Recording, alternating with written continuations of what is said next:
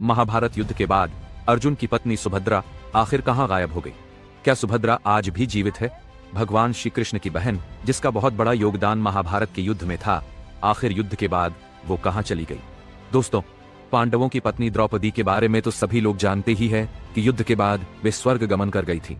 लेकिन अर्जुन की पत्नी सुभद्रा के बारे में कोई नहीं जानता कि महाभारत के बाद उनका क्या हुआ। यहाँ तक आप वीडियो में आए हो तो आप सनातन धर्म के बारे में जानने के लिए इच्छुक हो। मैं आपका इसके लिए धन्यवाद करता हूँ। चलिए आगे बढ़ते हैं।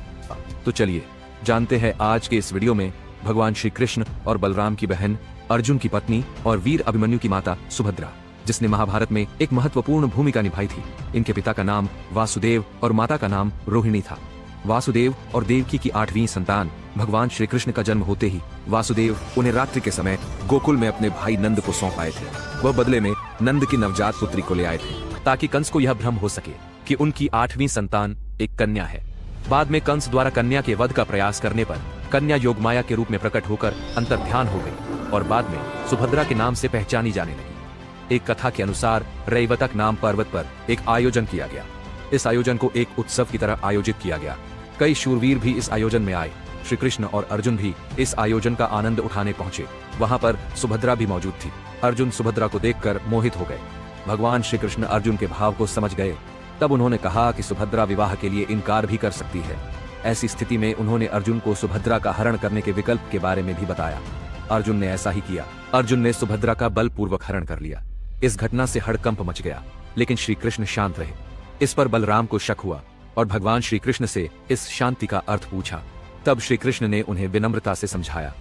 श्री कृष्ण ने बताया कि अर्जुन को कोई पराजित नहीं कर सकता है। अर्जुन का कुल भी उत्तम है।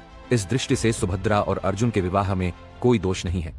इसलिए युद्ध का विचार त्याग देना चाहिए और अर्जुन के पास जाकर स्वयं ही सुभद्रा को दे देना चाहिए, क्योंकि अर्जुन सुभद्रा को यदि हस्तिनापुर ले गए तो संदेश अच्छा नहीं जाएगा। श्री कृष्ण की यह बात सभी के समझ में आ गई और स्वीकृति प्रदान कर दी गई। इसके बाद द्वारका में सुभद्रा का विवाह संपन्न कराया गया। उसके बाद उन्हें प्राप्ति होती है वीर अभिमन्यु की। लेकिन सवाल ये उठता है कि आखिर महाभारत के युद्ध के बाद सुभद्रा का क्या हुआ? वीर अभिमन्यु तो वीर गति को प्राप्त हुए, साथ ही अर्जुन कुछ वर्षों बाद ही स्वर्ग के लिए प्रस्थान कर गए।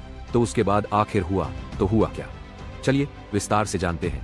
युद्ध के पश्चात केवल 5 पांडव और अभिमन्यु के पुत्र परीक्षित ही बचे थे। गांधारी के श्राप के कारण सभी यदुवंशियों का विनाश हो चुका था और श्री कृष्ण ने भी अपना देह त्याग दिया था, जिससे दुखी होकर 5 पांडव द्रौपदी के साथ संन्यास लेकर हिमालय चले गए। सभी भाइयों के साथ संन्यास लेकर जाने से पहले युधिष्ठिर ने परीक्षित को राजा बनाकर हस्तिनापुर का राज्य सौंप दिया और वीर अभिमन्यु के पुत्र परीक्षित के सिंहासन पर बैठने के बाद सभी स्वर्ग के लिए प्रस्थान करने लगे। युधिष्ठिर ने दोनों राज्यों हस्तिनापुर को अपने पोतों को शासित करने के लिए दे दिया। महाभारत महाकाव्य में सुभद्रा की मृत्यु कैसे हुई, इस बात के प्रमाण तो नहीं मिलते, लेकिन ऐसा माना जाता है कि जब पांडव द्रौपदी समेत स्वर्ग के लिए प्रस्थान कर गए थे और उसके बाद सुभद्रा और उनकी बहू यानी कि उत्तरा अपना शेष जीवन बिताने के लिए जंगल में चले गए थे। वहीं जब उन्होंने सुना कि भगवान श्री कृष्ण ने देह त्याग दिया है और यादवों का विनाश हो चुका है, तब उसके बाद सुभद्रा ने भी अपना देह त्याग दिया था। राजा परीक्षित ने बहुत समय तक न्यायपूर्वक राज्य किया। बाद में तक्षक नाग के डसने पर उनकी भी मृत्यु हुई। सुभद्रा अपने भाइयों की एकमात्र प्रिय बहन थी, जो बाद में जगन्नाथपुरी मंदिर में दोनों भाई श्री कृष्ण और बलराम के बीच स्थित है। वीडियो को अंत तक देखने के लिए आपका धन्यवाद। इसी के साथ वीडियो को एंड करते हैं। चैनल को सब्सक्राइब करना ना भूले।